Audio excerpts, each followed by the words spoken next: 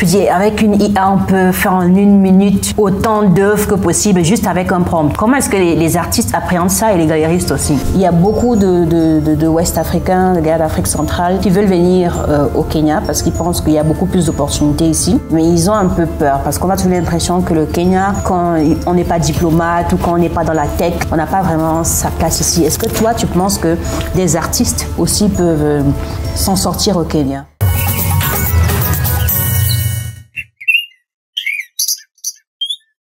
Alors, aujourd'hui, avec l'intelligence artificielle, on est en même temps excité, mais effrayé. Je dis, avec une IA, on peut faire en 1 minute autant d'œuvres que possible, juste avec un prompt. Comment est-ce que les artistes appréhendent ça et les galeristes aussi? Si c'est pour imprimer une œuvre, ok, mais en termes de travail de matière, parce que c'est ça aussi, est-ce qu'elle peut travailler une œuvre? Une œuvre, elle vibre, une œuvre peut raconter une histoire. Après, il y aura les robots, hein, Elon Musk là, il va faire des robots qui vont... Possible, mais je pense que justement, un robot peut faire quelque chose assez identique et c'est justement ça la différence avec une œuvre d'art, c'est que le même artiste ne peut pas produire 2 œuvres d'art identiques. Oui. Et je pense que les artistes vont justement continuer à traverser le temps parce qu'ils sont aussi les témoins du temps. C'est toute l'histoire de l'artiste qu'on comprend quand on achète une œuvre. C'est tout ce qui le touche, tout ce qu'il a envie de partager avec le public. Et pour moi, une œuvre, ça vit. Donc je ne pense pas que... Heureusement qu'il y a, comme tu dis, les collectionneurs, il y a des passionnés qui vont toujours, eux, vouloir être en contact avec l'artiste qui a créé, produit une œuvre, contrairement à ceux qui vont aller vers le mass market, parce qu'aujourd'hui, quand on va dans les boutiques de déco, oula, c'est versé. Hein. Oui. Je me rappelle de ce voyage que j'avais fait au Mali avec une très bonne amie à moi qui vivait à Bamako et on est parti à Ségou ensemble. Et elle venait d'aménager dans son magnifique appartement et elle cherchait des œuvres. Elle se demandait où est-ce que je peux trouver des œuvres et puis souvent par réflexe, on se réfère aux magasins de déco, à des magasins comme Orca Déco où il y a des œuvres très impersonnelles qui sont répétées à l'infini, qui n'ont aucune âme et qui sont là. Donc ça convient à certaines personnes, mais je lui ai dit, écoute, tu sais, il y a le Mali regorge d'artistes exceptionnels. Tu vas avoir des œuvres magnifiques et qui peuvent prendre de la valeur. Donc tu devrais. Et on est parti à Ségou Art et elle était impressionnée. Et pour te dire, elle a commencé dans son activité professionnelle à intégrer des artistes pour des afterworks. Et finalement, elle a découvert ce monde-là et je pense qu'on a créé une nouvelle collectionneuse.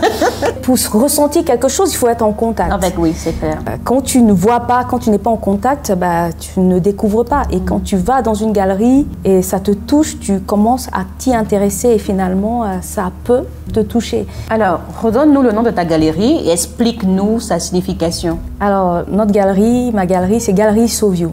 Donc, galerie en anglais. Et Soview, c'est So en bambara. So, c'est la maison. Et femme en bambara, c'est Muso. Donc, terminaison de Muso, c'est So, donc la femme qui participe à la promotion de l'art. Donc, View, c'est en anglais. Donc, c'est vraiment... Soview, c'est la maison de la promotion de l'art par une femme.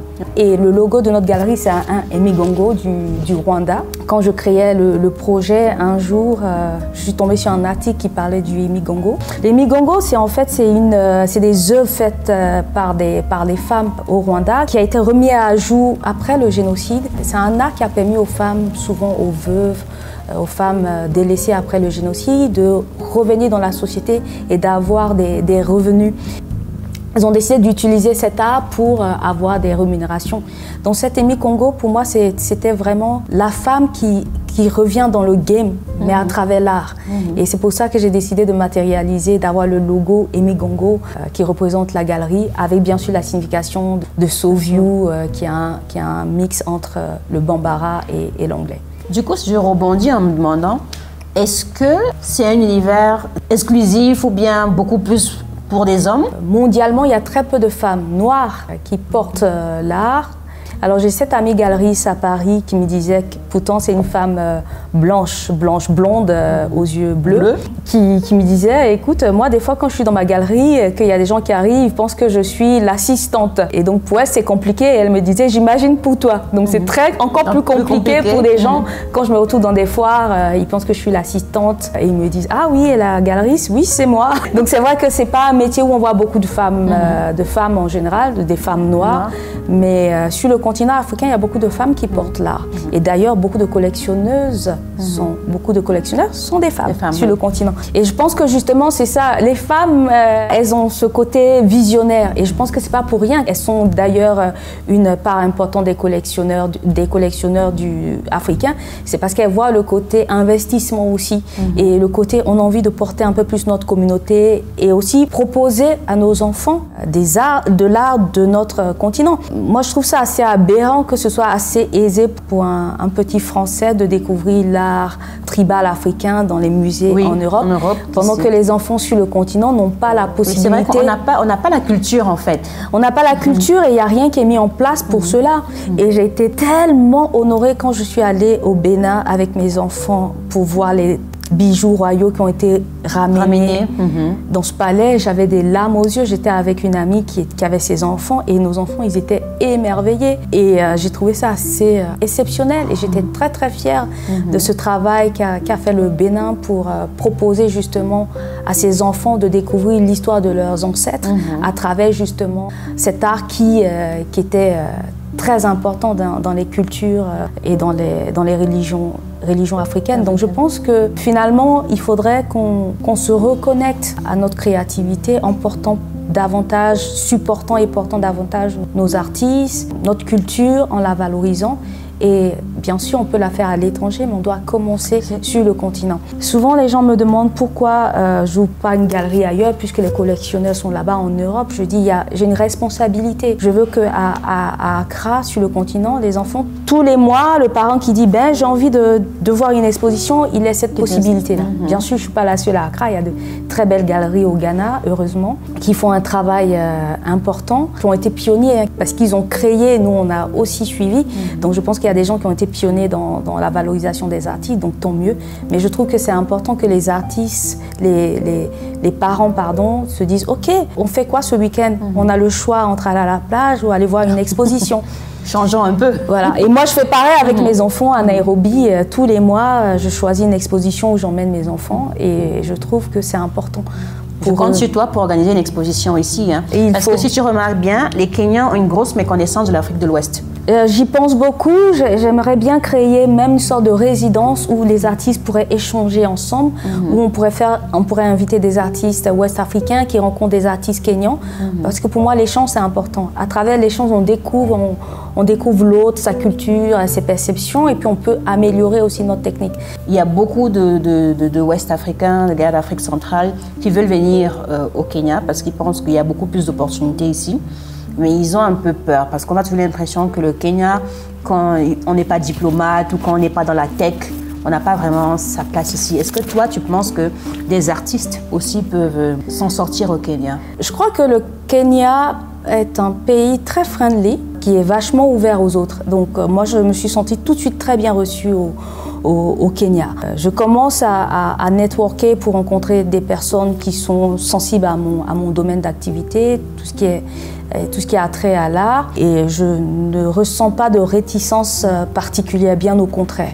Les gens sont prêts à s'ouvrir, ils ont même envie de découvrir autre chose. Il y a des opportunités pour les artistes, il y a des opportunités pour différents domaines d'activité ici au Kenya. Il faut prendre le temps de venir avec bienveillance, prendre le temps de se détacher, analyser avec bienveillance, ok, l'environnement dans lequel je suis, comment ça fonctionne, qu'est-ce que les gens ont besoin et qu'est-ce que je peux apporter. Et je pense que quand tu viens dans une approche bienveillante, à l'écoute, les opportunités commencent à se faire, à naître, tu commences à les percevoir. Mais je pense que le Kenya est un pays avec énormément de potentiel et d'opportunités. Il y a l'opportunité personnelle de nous, de ce qu'on a envie de faire pour nous, pour notre équilibre, pour notre épanouissement financier, personnel, mais aussi ce qu'on apporte à notre communauté. Et je pense que c'est ça qui est, pour moi, c'est le plus important.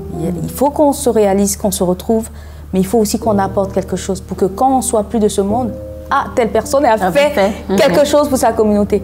Dernière question. Oui. Est-ce que tu es soutenue par ton mari? Je suis soutenue par mon mari et par mes enfants. Parce que le métier d'artiste, il demande énormément de voyages. donc des absences. Et donc mon mari me soutient énormément, il prend le relais quand je ne suis pas là, il va organiser ses voyages en fonction des miens. On a sur notre calendrier, sur notre réfrigérateur, le calendrier de l'année, maman n'est pas là à telle date, papa n'est pas là à telle date. C'est ultra important qu'on puisse s'accorder, et puis on réserve des moments où on touche à rien, où c'est les moments de vacances. Quand nos enfants sont en vacances, là on fait tout pour ne pas voyager. C'est un soutien indispensable dans mon activité. Donc j'ai énormément de chance d'être accompagnée par mon mari, par mes enfants et par ma famille aussi, qui comprend que c'est une phase difficile de construction, donc qui demande énormément d'investissement, énormément de travail. Et socialement, j'avoue que je ne suis pas tout le temps disponible pour mes amis, parce que je travaille beaucoup, et quand je ne travaille pas, je suis en voyage. C'est assez difficile à concilier souvent. Mais j'ai beaucoup de soutien. Je suis chanceuse. Oui. Le temps est vite passé, donc là on arrive à la fin. Tu as un mot? Merci pour cette opportunité que tu me donnes de parler de mon parcours et de mon travail de galeriste. Et je pense que c'est important qu'en tant que communauté africaine, moi j'aime bien dire Afrique, parce que je me sens comme ça, appartenir à toute l'Afrique, et citoyenne du monde aussi, mais particulièrement africaine, qu'on porte et on soutient nos projets. Et en échangeant, on découvre un peu le parcours des uns et des autres.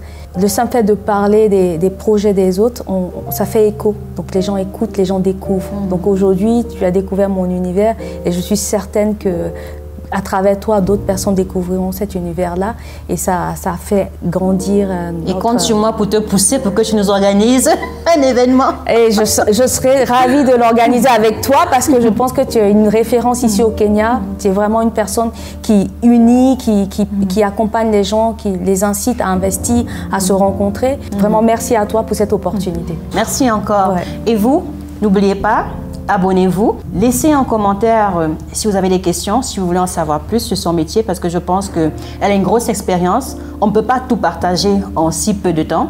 Et n'hésitez pas aussi à nous proposer des sujets ou des profils d'invités que vous souhaitez qu'on interviewe pour les prochaines éditions. À bientôt.